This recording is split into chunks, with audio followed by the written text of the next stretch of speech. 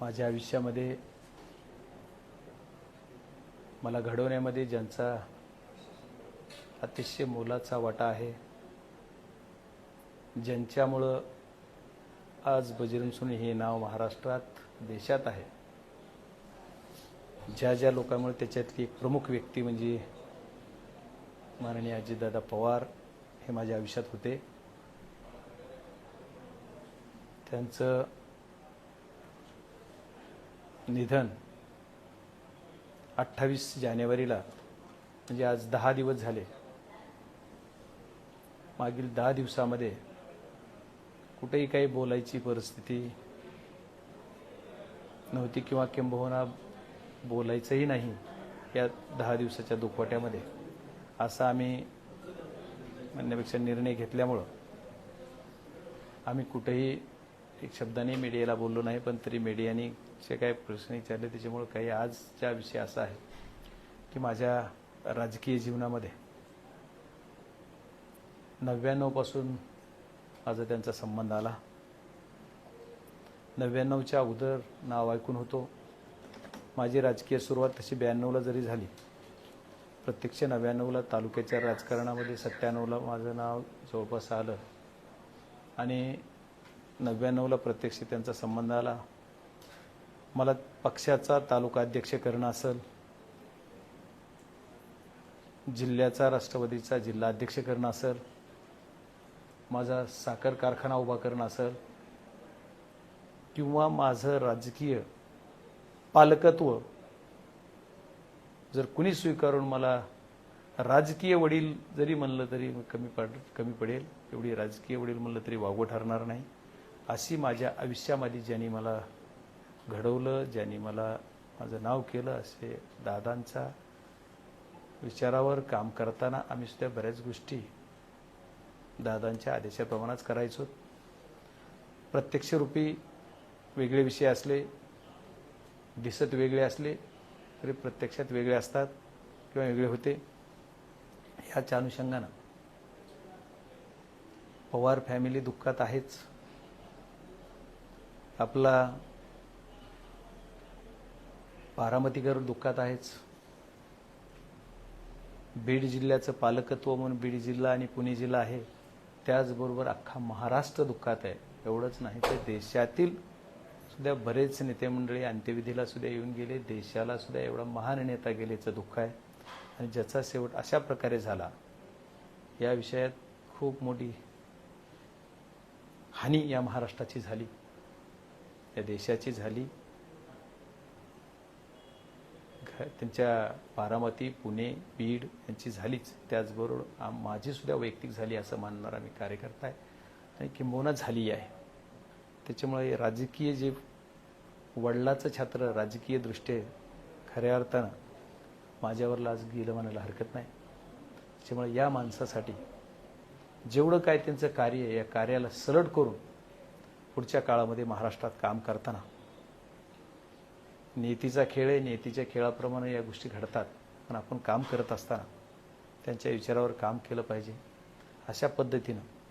आणि त्यांची आठवण कधीच आपल्या आयुष्यातून जाणार नाही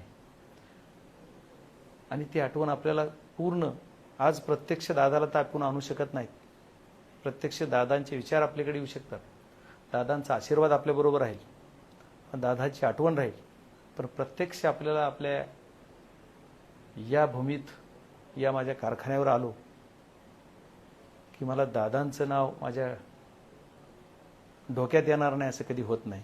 याच्या अगोदरची गोष्ट तरी वेगळी असायची, पण आजच्या काळात ती कारखाना जो प्रमाशेस उभा केला, या प्रमाशेसमध्ये आल्याच्या नंतर आपल्याला दादांची आठवण येणारच। त्या अनुषंगानं आपण या आपल्याला आशीर्वाद सदैव यांचा आहे या दृष्टिकोनातून काम करताना आपण एक भव्य दिव्य असं स्मारक या कारखाना परिसरामध्ये उभा करायचा हा निर्णय आम्ही सर्वांनी कारखान्याचे विश्वस्त, माझ्या कारखान्याचे सर्व HOD, कारखान्याचे काही प्रमोटर्स, माझे प्रमुख कार्यकर्ते यांच्या संयुक्तिकरित्या मी 9 वाजल्यापासून त्यांच्या बैठका घेतोय आणि बैठका घेऊन आज आमचा असा अंतिम निर्णय झाला की आम्हाला स्मारक इथं उभं करायचंय। ती आम्हाला या कारखान्याच्या प्रमिसेसमध्ये भव्य दिव्य असं स्मारक उभं करायचं आहे आणि आमच्या कार्यकर्त्यांची इच्छा खूप आहे की हे स्मारक म्हणजे चालतं बोलतं नेतृत्व आणि चालती बोलती ऊर्जा आपल्याला इथं आपल्याला मिळाली पाहिजे, आपल्या परिसराला मिळाली पाहिजे. माझ्या परिसराचा, माझा तालुकाचा आणि वैयक्तिक माझा तर सोडा, पण माझ्या तालुक्याचा, माझ्या परिसराचा, माझ्या जिल्ह्याचा सर्वांगीण विकास करण्याचं स्वप्न ज्या दादांनी पाहिलं त्यांचं स्मारक आपल्या समोर असलं म्हणजे सदैव दादा आपल्या सोबत आहेत असं आम्हाला सर्वांना वाटेल. त्याच्यात काही जणांनी वेगळ्या वेगळ्या सूचना केल्या की आपल्याला स्मारक कसा असावा, काय असावं, तर त्याच्यावर एक आम्ही कमिटी स्थापन करायचा निर्णय घेतला आणि एक कमिटी आम्ही आज त्याच्यावर कमिटी पण सर्वांच्या विचारातून कमिटी स्थापन केली. 21 लोकांची नावं या कमिटीत आलेली आहेत. त्याच्यात प्रमुख नावं किंवा सर्व 21 वाचून दाखवायचे म्हणलं तर काही अडचण नाही. इच्छेनं ज्यांनी इच्छा आहे की इथं राहायची अशी 21 लोकांची कमिटी केली. या कमिटीमध्ये प्रमुख आता आमच्याकडं आमच्या शेजारी माझ्यावर बसलेली ही सर्वजण लोक पण आहे, सर्वजण आहेतच, पण आणखी बाकी सर्वजण आहेत की ज्यांनी मनातून प्रेरणेतून आपल्याला काम करायचे या ह्याच्यासाठी असं एक शेड्यूल ठेवून आपल्याला काम करायचे आणि ते नियोजन करण्यासाठी एक कमिटी स्थापन केली. त्या कमिटीमध्ये सर्वजण रविवारी येणाऱ्या एक मिटिंग घेऊन पुढची दिशा ठरवतील. आम्ही एक 2-3 आता प्राथमिकदृष्ट्या सजेशन केलेत आमच्या जागा जागेमध्ये ही कमिटी आणि आम्हाला एक अपॉइंटमेंट करायचा आहे आणि जवळपास माझं बोलणंही झालेलं आहे. पण या कमिटीच्या थ्रू करत असताना मी रविवारी त्यांची बैठक घेणार आहे पुण्यात. पण लवकरात लवकर या कमिटीचं त्यांची बैठक घालून देऊन त्यांना इथं कारखान्यावर पाठवून ही कमिटी त्यांच्याशी चर्चा करेल आणि या सर्व गोष्टीचा सर्वस्वी निर्णय काय घ्यायचा ते कमिटी ठरवेल. मी फक्त मी बरोबर असेल आणि त्याच्या कारण मी त्यांच्याबरोबर हे काम करण्यासाठी असेल, एक सदस्य म्हणून राहील. पण कमिटीचा जो निर्णय असेल अंतिम, या कमिटीला सर्वांनी अंतिम रूप देऊन यांना सर्वांना अधिकार दिलेत. त्या अधिकारानुसार आम्हाला इथं स्मारक उभं करायचं असं सर्वांची इच्छा आहे. आणि स्मारक म्हणजे इथून मागचं कुठंच नसेल अशा पद्धतीनं आम्हाला बीड जिल्ह्यात तर कधी नसेल असं स्मारक आम्हाला उभं करायचं असं सर्व कार्यकर्त्यांची इच्छा आहे. पण त्याच्यानुसार आम्ही हे करायचा प्रयत्न करू. हे स्वप्न आज आमचं आहे. आज दादा नाहीत, दादांचे विचार आमच्याबरोबर राहतील, दादांचा आशीर्वाद आमच्याबरोबर राहील, पण प्रत्यक्ष दादा आमच्यासोबत आहेत असं आम्हाला वाटलं पाहिजे. माझ्या कारखान्यात प्रत्यक्षरित्या 10,000 लोकांची दररोज अटॅचमेंट आहे जवळपास या कारखान्यावर. आणि तसं दुसरं युनिट आहे त्याच्यात दोन्ही विचार केला तर 1800 कर्मचारी प्रत्यक्ष आहेत. त्याच्यानंतर HNT कॉन्ट्रॅक्टर आहेत. त्या 1800 लोकांचे फॅमिली जर विचार केला, जरी समजा धरले तरी 5-5 लोक जरी एका फॅमिलीत धरले तरी सुद्धा जवळपास 7,000 लोकचे जवळपास कनेक्टिंग या कारखान्याशी डायरेक्ट आहेत. इनडायरेक्टली शेतकरी तेवढेच 9,000 सभासद या कारखान्याचे आहेत. त्याच्यानंतर आपले जेवढे प्रमोटर आमचे जवळजवळ जे कारखान्याचे आहेत ते 52-53 प्रमोटर आहेत.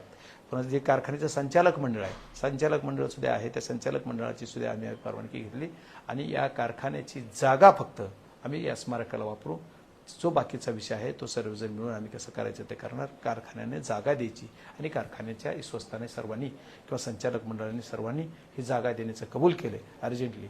आणि आमचा उद्देश असा आहे की येणाऱ्या 1 महिन्याच्या आत म्हणजे 28 फेब्रुवारीच्या आत आम्हाला याचं पूर्ण आर्किटेक्चरिंग 3D मध्ये आम्हाला सर्व कॉपी आमच्याकडे हातात असेल आणि 1 महिन्याच्या आत आम्ही याला सर्व फायनल रूप देऊ. त्याचं जागा आणि तिचं कशा पद्धतीचं ते उभं राहील स्मारक अशा पद्धतीचं 1 महिन्याच्या आत त्याचं शेड्यूल ठरवणार आम्ही. येणाऱ्या 12 महिन्याच्या आत त्याला पूर्ण लोकांसाठी ते खुलं करून द्यायचं. त्यांच्या पुढच्या येणाऱ्या पुण्यतिथीला जी पहिली पुण्यतिथी असेल त्याच्या आत त्याला आम्हाला हे सर्व फायनल रूप देऊन लोकांना लोकार्पण करायचं असं सर्वांची संकल्पनेतून आज ठरलं. हे सर्व जनतेला माहीत असावा, आमच्या बीड जिल्हा करावासियांना माहीत असावा. कारण बीड जिल्ह्यासाठी काय विजन होतं दादांचं.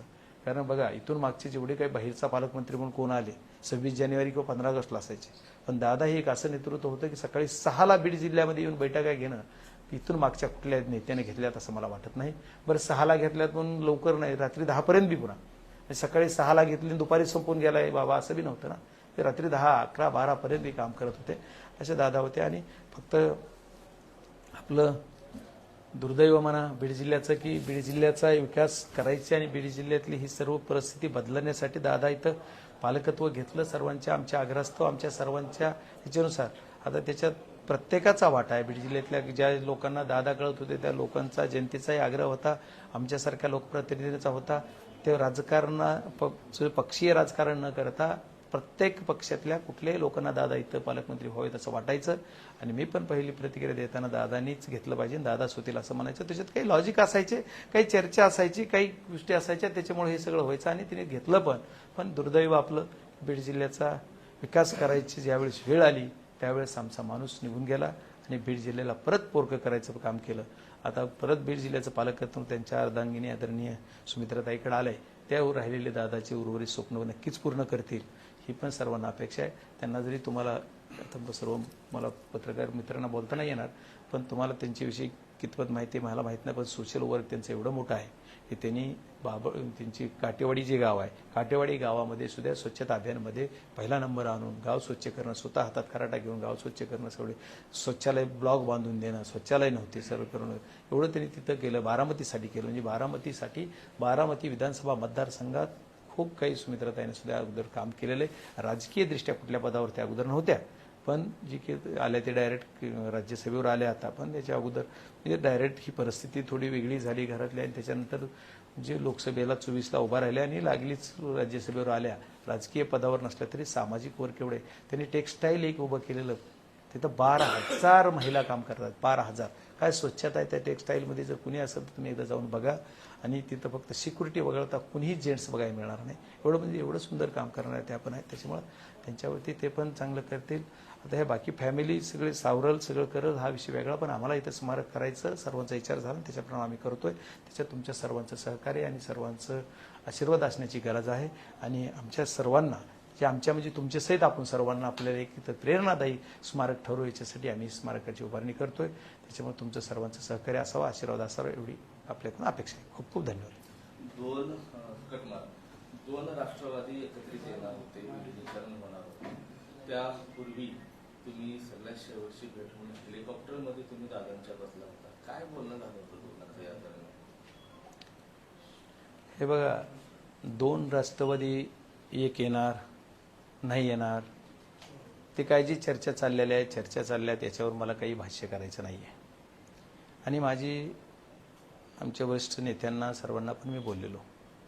आज पण मला ही सर्व गोष्ट करताना माझ्याकडून उल्लेख करायचा राहिला. आदरणीय पवार साहेबांना सुद्धा मी ही गोष्ट आता जाऊन भेटून सांगणार आहे की मी असं असं करतोय. हे सर्व गोष्टी करत असताना मला या आज जे तुम्ही प्रश्न विचारला याच्यावर जर बोलायचं असेल तर मला त्याच्यावर काही बोलायचं नाही किंवा भाष्य करायचं नाही. त्याचं कारण असं आहे, आज ही वेळ नाही आहे.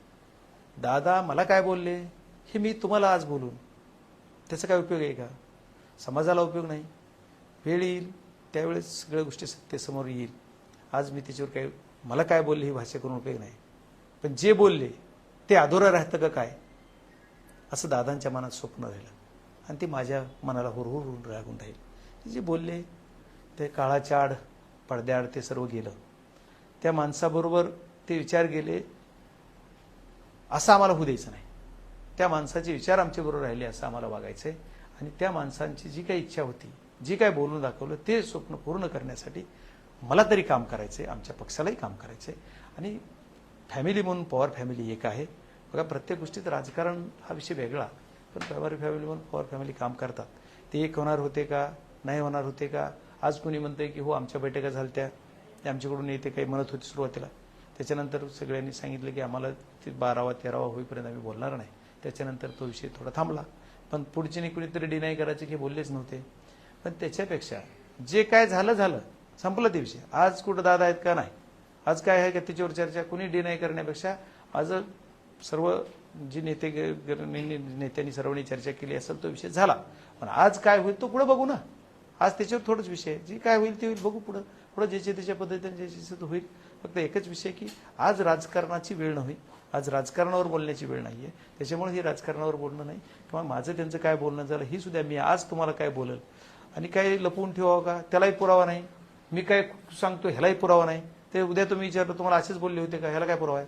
त्याच्यामुळे ज्या गोष्टी तुम्ही पुरावा मागाल अशा मी काही बोलणार नाही. जिथं वेळ येईल काळ येईल माझ्या मनाला माहित आहे, त्यांच्या आत्म्याला माहित आहे आणि परमेश्वरला माहित आहे. पप्पा, रेल्वेचा विषय, हाय स्पीड रेल्वे लवकर व्हावी तुमचंही स्वप्न आहे, बीडकरांचं स्वप्न आहे. आणि ती परळीपर्यंत व्हावी आणि ती फक्त नगरपर्यंत मर्यादित नसून पुणे मुंबई व्हावी यासाठी कसं? हे बघा, तुम्ही खूप चांगला प्रश्न विचारला. मी आजच एक बातमी बघितली, मला खेद वाटला. ठीक आहे, माझं काम होत नसेल मागचे ना, पण तुम्ही सर्व मीडियाचे लोक आहात, मी तुमच्या सर्व पत्रकार बंधूंना मी काही बोलत नाही कधी. म्हणजे बघा, माझ्या विरुद्ध कोणी काय लिहिलं तरी 99% नाही, चुकून काहीतरी बोललो तर त्याचा इश्यू बी होतो. त्याच्यामुळे ते स्वभाव आहे, माझ्यावर अलिगेशन येतात बी, त्याच्यात प्रॉब्लेम नाही. पण मला म्हणणं की मला असा खेद असा वाटला की मी खरंच एवढ्या ह्याचे सुद्धा काल सुद्धा परवा 2 दिवसापूर्वी रेल्वे मंत्र्यांना भेटलो पण कुणीतरी बातमी अशी छापली की खासदारांना बजेट माहीत नाही. आता का छापली माहीत नाही, पण खासदारानं ठरवलं की 10 दिवस तरी मी दुखवटा पाळणार, म्हणून मीडिया समोर आलं नाही. मी बजेटवर बाईट सुद्धा नाही दिली. मला माझे दिल्लीचे पत्रकार मित्र माझे खूप माझ्यावर नाराज झाले. मला माफ करा म्हणलं. माझ्या डोळ्यातलं पाणी थांबत नव्हतं. आज ही काय नाटकी होत नाही हो, मनातूनच प्रेम आहे. आज मीटिंगमध्ये सुद्धा मला विषय कसं बोलताना एक बोलू शकतो मोमेंटमध्ये माणूस, पण एक विचार आला की ती असू येतात. त्याच्यामुळे कसं होतं की ह्या रेल्वेच्या बाबतीत सुद्धा दादांचं पण स्वप्न होतं, दादांची सुद्धा इच्छा होते, दादा सुद्धा बैठका घ्यायची. मी तर घ्यायचोच, मी तर खासदार आहे, मला घेण्याचं, पण दादांना सुद्धा घ्यायचे. म्हणजे दादा म्हणजे एवढं विजन ठेवायचे आणि एवढा वेळ द्यायचे त्यांना, एवढे त्यांच्यासारख्या माणसांना सुद्धा द्यायचे. त्याच्यामुळं तुम्ही जे म्हणताय ते 100% त्या गोष्टीमध्ये तथ्य आहे. आणि या तथ्यतेमध्ये करताना आपण आपल्याला हाय स्पीड रेल्वे एक दिवस चालू करू आणि लवकरात लवकर करू. त्याच्यात कुणी काय म्हणायचे ते म्हणू द्या, काय राजकारण करायचे ते करू द्या, कोणाला काय करायचे ते करू द्या.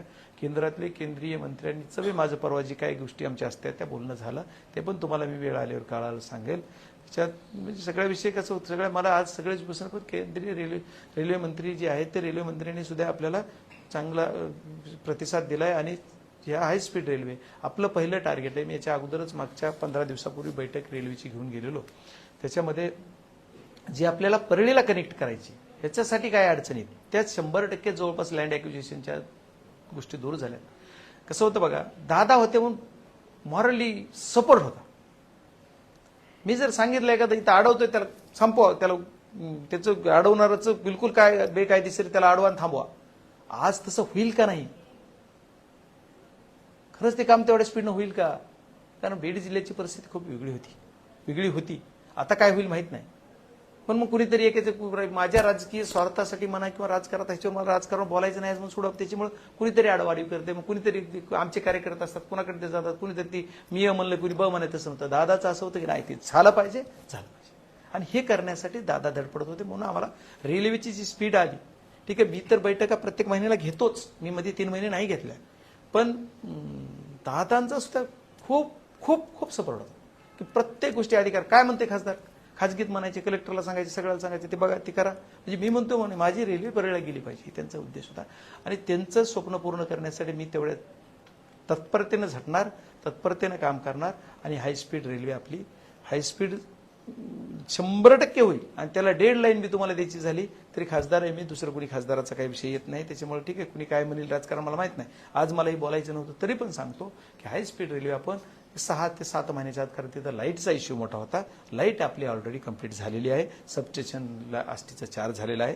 त्याच्यानंतर त्यालाही तर लाईट दिल्याच्या नंतर सिग्नलिंगचं काम चालू आहे. इलेक्ट्रिफिकेशनचं 2 डिपार्टमेंट असतात ह्याच्यामध्ये. त्याच्यातल्या एका डिपार्टमेंटचं कन्स्ट्रक्शन वर्क आणि त्याच कन्स्ट्रक्शनमध्ये दुसरं एक विंग असते, त्याचं काम चालू होतं इलेक्ट्रिशियनचं, ते बी संपत आलेलं आहे. आणि त्याच्यानंतर जी काही आज परिस्थिती होती, सिग्नलच नाही, ती फकड स्वतः गाडी उभी करायची, लावायचं, असे जे काय होतं ते सगळं बंद होईल. आपल्याला 6 महिन्याच्या आत हाय स्पीड रेल्वे आपली चालू होईल. आणि आपल्याला दादांचं विजन कसं होतं बघा, बीडच्या ह्याच्यासाठी हडपसर स्टेशन आहे दुसरं रेल्वेचं. जोपर्यंत आपल्या पुणे स्टेशनवर गाड्या उभ्या करायला प्रॉब्लेम व्हायला म्हणून हडपसर स्टेशनमध्ये आपल्याला त्याची करायची होती. आणि ते करायला त्याला थोडा वेळ लागतो. ती लवकरात लवकर झालं तर त्यानंतर आपली गाडी मात्र रेग्युलर चालू होईल. ते पुणेच नाही, आपल्याला मुंबईपर्यंत न्यायची. मात्र दोनही राष्ट्रवादीचे एकत्रीकरणाची चर्चा सुरू असताना पाकिस्तानचं निधन झालं. काही बैठका देखील पार पडल्या. तुम्ही त्या बैठकामध्ये होते का? तुम्ही हेलिकॉप्टरनं प्रवास केला, पुण्यामध्ये तुमची संदीप क्षीरसागर आणि दादांची बैठक झाली, त्याच्यामध्ये काही असं ठरलं होतं का? एकत्रीकरणाच्या चर्चेवरती काही चर्चा झाली होती तुमच्यासोबत? नाही, मी एकत्रीकरणाची जी बैठक झाली त्या कुठल्याही बैठकीला मी हजर नव्हतो. मला इंडिव्हिज्युअली काय बोलले तो विषय माझ्यात आहे. जी की आणखी कुणात बोलले असेल ते मी तुम्हाला बोलावं असं मला वाटत नाही. कारण आज दादा असते ते मी बोललो असतो. दादा नसताना त्यांनी मला काय म्हणले होते आणि काय करायचं सांगितलं होतं ते मी का बोलू, ते मीडियाला मी बोलणार नाही. ज्यावेळेस वेळ येईल, काळ येईल, त्यावेळेस मी माझ्या नेत्यांनी विचारलं तर नेत्यांना सांगितलेलं आहे. आणि मला जसे घेऊन आले तसंच नेत्यांना मला ज्या दिवशी आम्ही दोघं बरोबर गेलो, इथून बीडवरून संभाजीनगरपर्यंत हे चॉपरने गेलो, तिथून पुढे आम्ही चार्टरनं गेलो पुण्यापर्यंत. आणि पुण्यापर्यंत जाताना पुण्यापासून पुन्हा जाताना पुण्यापासून ती काय कुठं कुठं कोणत्या क्षणाला प्रवास झाला त्याचं डिटेल मी माझ्या नेत्यांना बोललेलो. त्याच्या ती विषय जिथं येईल तिथं ते मी बोल. याच्यामुळे ह्या विषयावर काय बोलावं असं मला वाटतं. कारण त्याचा उपयोग नाही. माझी इच्छाचा विषय, माझी एकच इच्छा आहे की दादांचा माझा विचार शेवटपर्यंत राहू. माझी इच्छाला काय किंमत आहे? शरद पवार कुठेतरी ताबा घेतील पक्षाचा या भीतीपोटी अजित पवारांच्या चितेची आग विझण्याआधीच शपथविधी द्यायला भाग पाडला असा आरोप रामदास कदम यांनी सुनील तटकरे यांच्यावर केला. कुठेतरी आता राजकारणामध्ये गलिच्छपणा होतो. नाही, हे बघा, ह्या विषयाला कोण ताबा घेते, कोण काय होते. ज्या माणसावर आम्ही परमेश्वरा एवढं प्रेम करत होतो असा माणूस निघून गेला, माहित होतं का कोणाला? काळाच्या पोटामध्ये काय दडले, नियतीला काय घडवायचे हे कुणालाही कळत नाही. त्याच्यामुळं पुढं काय घडणार आहे ह्याच्यावर बोलण्यापेक्षा आज काय चालू याच्यावर बोलू. कुणी काय केलं, कुणी कसं केलं, कुणी असं केलं, हे राजकीय परिस्थिती असती. हे झालं, त्यांनी घेतली, त्यांना का परिस्थिती निर्माण झाली घ्यावासारखी किंवा का त्या दिवशीच घ्यावा लागली ह्याचे कारण वेगळे वेगळे असू शकतात. मी उगाच काहीतरी बोलून काय होणार आहे, त्याच्यामुळे तो विषय नाहीये. त्यांनी त्या परिस्थितीनुसार त्यांनी घेतलेला निर्णय त्यांच्या दृष्टीने योग्यच असेल आणि असेल. माझ्या दृष्टीनं मला त्याच्यावर कुठलं रिॲक्ट व्हावं, मी काय बोलावं ह्याचा अधिकार मला नाहीये. त्याच्यामुळे मी ती शपथ का घेतली याच्यावर काही बोलणार नाही.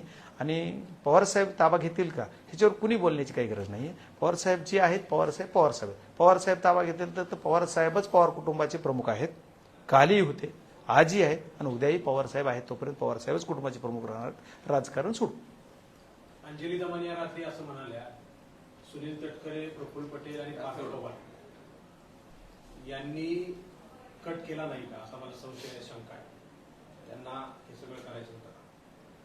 नाही, आता हे बघा, या तपासाबाबतीत, ह्या घटनेबाबतीत वेगळे वेगळे निष्कर्ष येतात, निष्कर्ष काढतात वेगळे वेगळे लोक, वेगळे वेगळे विषय आहेत. मी खासदार म्हणून, अजितदादांचा एक सच्चा कार्यकर्ता म्हणून, त्यांचा एक शिष्य म्हणून माझी एकच मागणी असेल, याचा तपास झाला पाहिजे. आणि ह्याचा कट रचला का, काय केलं का, ह्याच्यावर भाष्य मी आज नाही करणार. हे विषय वेगळे वेगळे होतील. कोण कधी काय बोलायचे ते आता 13 दिवसाच्या नंतर, म्हणजे सोमवारच्या नंतर रोहितदादांनी पण डिक्लेअर केले ते बोलणार आहे त्या विषयात, ते बोलतील. पण मला जे तुम्ही प्रश्न विचारला त्याच्या अनुषंगाने जर विचार करायचा झाला तर कोण काय बोललं ह्याच्यापेक्षा त्याचा तपास झाला पाहिजे. कारण त्या तपासावर आणि त्या घटनेवर संशय घ्यायला जागा नक्की आहे. कारण जी गव्हर्नमेंटची कंपनी, त्यांनी सुद्धा डिक्लेअर केलं सुरुवातीला 6 लोक. मग ती दादा घरी येऊन किती वाजता निघाले, देवगिरीहून एअरपोर्टला कधी पोहोचले, एअरपोर्टवरून म्हणजे घरी येऊन निघालेला CCTV फुटेज असला पाहिजे. दादा कुठल्या गाडीने आले, कोणचा ड्रायव्हर होता, त्याच्यानंतर ते फ्लाईटमध्ये कधी बसले, फ्लाईटमध्ये बसतानाचा एअरपोर्टला सगळे CCTV आहेत. एअरपोर्टला एंट्री केल्यापासून त्याच्या गेटला वर फ्लाईटमध्ये चढेपर्यंत CCTV फुटेज समोर आले पाहिजे. आणि मग जो काय तुमचा पायलटच्या बाबतीत बोललं जात आहे, ते एक ह्याची मिसेज जी आहे पत्नी त्यांची, त्याने डिक्लेअर केलं की माझा पती जिवंत आहे. फोटो व्हायरल होता तो दुसराच. ठीक, असू देत काय, हा दुसराच आहे असं बोलले ना त्याने. मग हे सगळं जर मीडियाला एवढं येतंय तर मग त्याचे 6 लोक कोण होते आणि 5च बॉडी सापडल्या कशा, एक प्रश्न सर्व समाजाला आहे, म्हणजे सर्व देशालाच आहे ना हा प्रश्न. तर ह्या सर्व गोष्टी, तर ह्याचं पण उत्तर मिळालं पाहिजे. दादांची सकाळी उठल्यापासूनची जी प्रक्रिया झाली, दादांची जी मोमेंट झाली, ती मोमेंट सगळी आली पाहिजे. मग ही मोमेंट नाही. आता ह्या सर्व घटनाक्रम जर विचार केला तर तिथं कोण म्हणतं की स्फोट झाला.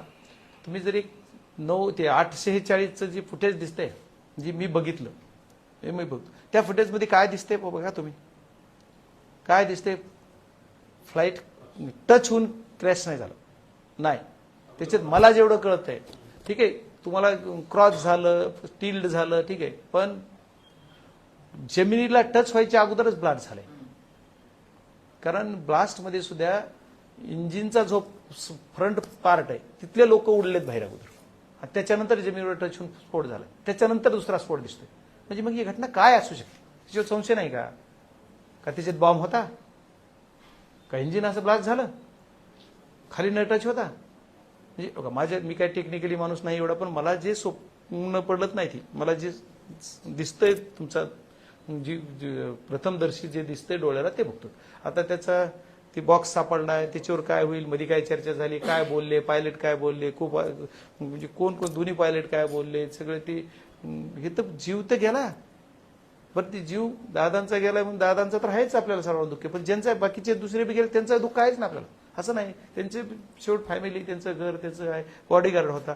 मग ही तुम्ही कसे आले, ह्यांना कुणी कशामुळे कशी परवानगी दिली, काय झाली?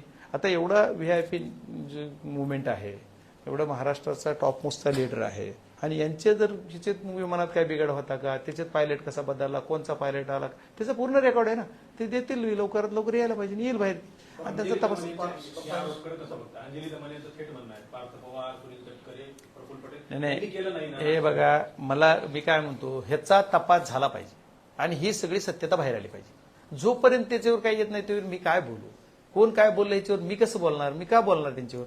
मला जे वाटते ते मी बोलणार. माझी एकच मागणी महाराष्ट्राला किंवा महाराष्ट्राच्या यंत्रणेला, देशाच्या यंत्रणेला, जे तपास यंत्रणा आहे त्यांना याचा तपास झाला पाहिजे, झालाच पाहिजे. ठीक आहे, काही असेल रॉ सारख्या एजन्सीला याचा तपास दिला पाहिजे का, आणि अहवाल आल्यानंतर हे सर्व सार्वजनिक केलं पाहिजे का? हो, 100%. ज्या ज्या उच्चस्तरीय समिती तुमच्या रॉला दिलं तरी काय प्रॉब्लेम नाही, दिलं पाहिजे. आणि सार्वजनिक करायला काय अडचण आहे? और एवढी मोठं माणूसच गेला तर सार्वजनिक नाही करायला त्याच्यात काय अडचण आहे? तुम्ही त्याचे 100% केलं पाहिजे. माझं स्वतःचं मत आहे, केलं पाहिजे सार्वजनिक, काय प्रॉब्लेम?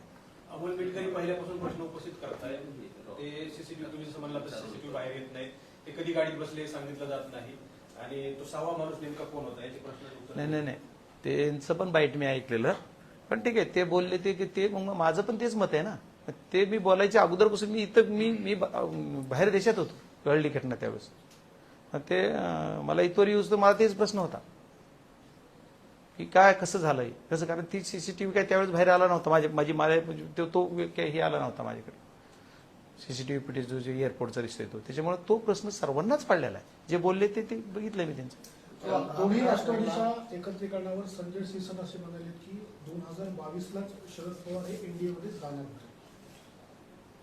ठीक आहे, त्यांच्याकडे माहिती असेल त्याच्यामुळे ते बोलत असतील, मला त्यावेळेस माहिती नाही. जो अपघात घडला त्या अपघातामध्ये जो पायलट होता याच्या अगोदर 2 वेळेस सस्पेंड करण्यात आलं होतं पायलटला ड्रिंकिंगमुळे, आणि त्याचबरोबर जे विमान आहे ते विमान देखील या कंपनीच्या विमानाच्या अनेक अपघात घडले होते.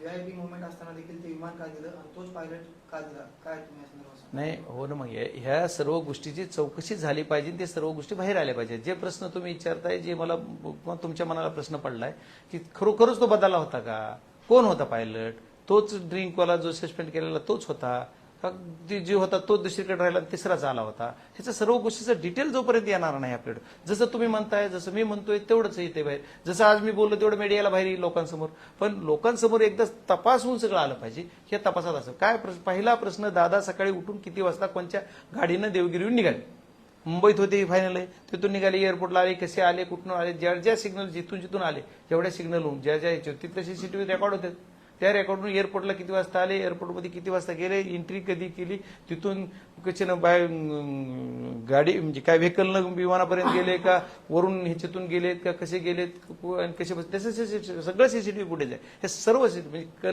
क्रमवार त्याचा तपशील पाहिजे आपल्याला, आणि क्रमवार तपशील मिळाल्याच्या नंतर कळेल. त्याच्यानंतर दादा किती वाजता टॅकअप झालं, त्याच्यानंतर वर किती त्यांना फिजिबिलिटी नाही म्हणून त्यांना परमिशन नाही दिली, त्याला किती राऊंड वर घेतले, कोणत्या राऊंडला काय, एखाद्या राऊंडमध्ये अर्ध्याच राऊंडमध्ये लँड करायचा प्रयत्न केलाय, काय झालं याची सगळी चौकशी त्याच्याकडे रेकॉर्ड होते ना सगळं.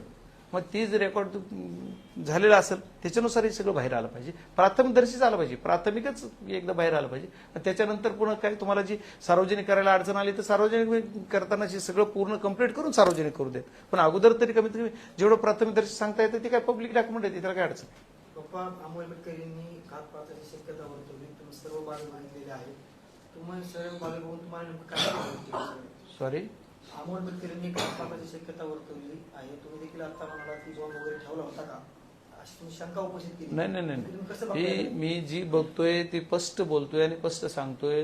ते काय बोलले मला नाही बोलता यायचं, पण मी बोलतोय की मला जे तुम्ही विमानाची जी परिस्थिती बघितली मी, ती जी फुटेज तुम्ही मीडियाने पुढे दाखवलंय, जी पहिलं बघा 8:46 जे फुटेज दिसतंय ना क्रॅश होताना फ्लाईट, ते क्रॅश होताना ते क्रॅश वरच झालंय असं माझं मत आहे, मला जेवढं कळतंय. ते जमिनीवर टच झाल्याच्या नंतर नाही झालं, त्याच्या अगोदरच त्याचे फेकलं गेलं. तुम्ही बघा, एकदा रिपीट करून बघा तुमच्याच माध्यमाला, हे तुम्ही त्याला एकदा कॉल बॅक करून एकदा बघा की तो फ्लाईट अगोदरच ब्लास्ट झाल्यावर आणि पुन्हा टच झाल्यावर एकदा ब्लास्ट झाला, त्याच्यानंतर तिसरा ब्लास्ट आहे. ही दिसते कॅमेरे झालेत किती माहित नाही. मग ब्लास्ट झालं, मग आता वर विमान कसं ब्लास्ट होतंय, का झालं, त्याचं बी काही रिझन असू शकते, मला कसं सांगते. वरच कसं ब्लास्ट झालं? आता ही विमान येतोय, इथं टच व्हायच्या अगोदरच ब्लास्ट झाले, खाली टच झालं दुसरं झालं. आणि तिथं काही लोक तर एक जण आणि ते बाईट पण तिथलं गावकर माझी सरपंचानं काहीतरी दिलेले की कुणीतरी आम्हाला वाटलं 1 सेकंद माणूस असले असेल ना त्यावेळेस. पहिला दुसरा ब्लास्ट होस तर माणूस एक तो पुढचे कट होऊन गेलो ना, पुढचा भाग जो कट झाला विमानाचा ते बाजूला फेकला गेला आणि मागचा जो भाग राहिला ते हीच असणार ना दोघं. विमानामध्ये बसायची सिस्टीम कशी असते, पायलट पुढं, त्याच्यानंतर सेंटरमध्ये पायलटच्या त्याच्या तिथं आपलं तुमची ती मुलगी असेल माळी, हां, आणि त्याच्यानंतर पाठीमागं दादा असणार आणि तो गार्ड त्यांचा माग. ती बसायची सिस्टीमच अशी असते. मग ते 2 माणसं मागं होते, किंबहुना ते दादा तेच असू शकतात. मग तिथं जर मदत झाली असते ते वाचले असते, आपले राहिले असते. आता ठीक आहे, ज्याच्यावर आज त्याच्यावर काय बोलून हे नाही ना. 2 दिवसापूर्वी कॉल रेकॉर्डिंग व्हायरल झाले, यामध्ये मनोज जरांगे यांना गोळ्या घालून असं त्यात होता संवाद. त्यानंतर काल मनोज जरांगे यांनी पोलीस अधीक्षकांना निवेदन केलं. कसं पाहताय? हे नीच वृत्तीचं कृत्य आहे. कुणीही माणूस असला ते तर मराठा समाजाचं एक लढाऊ नेतृत्व आहे आणि यांच्याविषयी कुणी असं बोलणं एकदम चुकीचं आहे. पण ठीक आहे, ही वृत्तीच आपल्या ह्याच्यातली बीड जिल्ह्यातलाच आहे का तो माणूस, मी काही तेवढं ऐकलेलं नाही ते. तर ती जर असेल तर बीड जिल्ह्यातलीच म्हणजे आणखी प्रवृत्ती म्हणावं लागेल की असं व्हायला लागलं म्हणजे बीड जिल्ह्यात आणखी काय काय घडणार आहे. आणि ते असं त्यांच्या विचार करण्याची शैली त्याच्याप्रमाणे त्याने केला असेल, त्यांची तेवढी कॅपॅसिटी, त्याच्यामुळे पण तेवढं सोपा विषय नाही आहे. ते सर्वांचं काय म्हणते प्रेरणास्थान आहे, सर्वांना प्रेरणा देणारं, समाजासाठी झटणारं संघर्ष योद्धा म्हणून ज्यांना म्हणलं जातं आहे असं ते नेतृत्व आहे. त्यांच्या संरक्षणासाठी भरपूर लोक आहेत, एवढं सोपं नाही आहे. आणि अख्खा समाज त्यांचं संरक्षण करतो आहे, तरी पण एखादी गोष्ट करतील ते चुकीचं आहे. याच रेकॉर्डिंगला लागून दुसरा एक प्रश्न असा आहे की आणखीन एक ऑडिओ व्हायरल होते.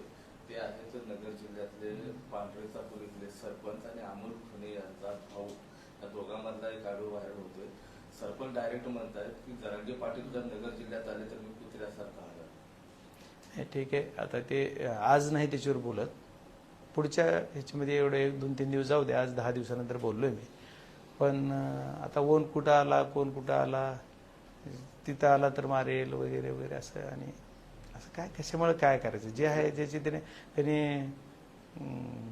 नाही बोलायला पाहिजे. पण आता ते मी तरी त्यांना कसा सल्ला देऊ, त्यांच्या पद्धतीनं ते बोलतायत आणि ते बोलतायत ते खरं आहे का, ऑडिओ रेकॉर्ड खरे आहे का हे पण बघावं लागतंय. सगळे तपासाचे भाग आहेत.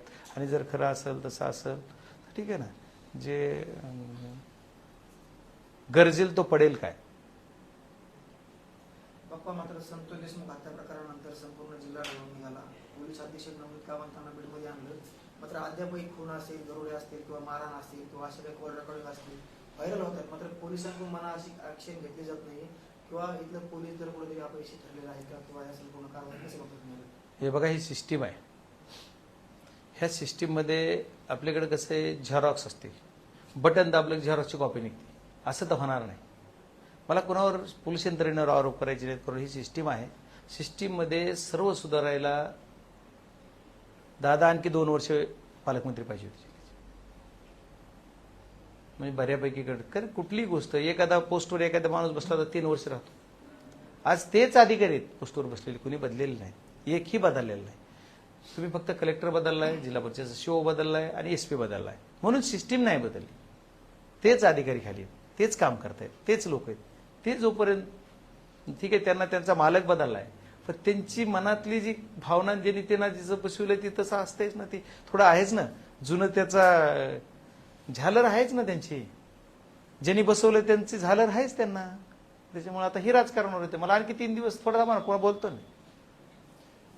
खासगी सचिव होते अजित पवारांचे, त्यांच्यात सीआयडी चौकशी करण्यात आली अशी माहिती मिळते. सॉरी, अजित पवार जे खासगी सचिव आहेत त्यांच्यात सीआयडी चौकशी करण्यात आली अशी माहिती मिळते. नाही, काही चौकशी केली तर चौकशी करायचा अधिकार आहे त्यांना. चौकशी करा म्हणून मागणीच करतो ना आम्ही. आता मला माहित नाही, तुम्ही म्हणता तुमच्याकडे माहिती असेल, पण मला नाही माहिती.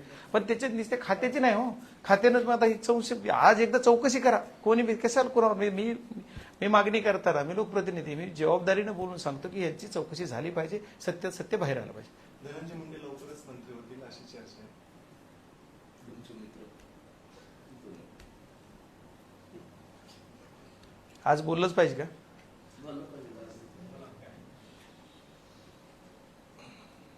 मी मागे सांगितलेलं दादा असताना की सकाळचं पडलेलं स्वप्न असं सांगितलेलं. आज ह्या विषयावर बोलताना एवढंच सांगेन की तुम्ही लई घाई करू नका, जरा दामानं. शुभेच्छा आहेत धनंजय मुंडेंना. चांगल्या गोष्टी करणाऱ्या माणसाला चांगल्या गोष्टीसाठी माझ्या सदैव शुभेच्छा आहेत, वाईटसाठी नाही. चला, थँक्यू. हे कट करा सगळं, लाईव्ह कट करा सगळं.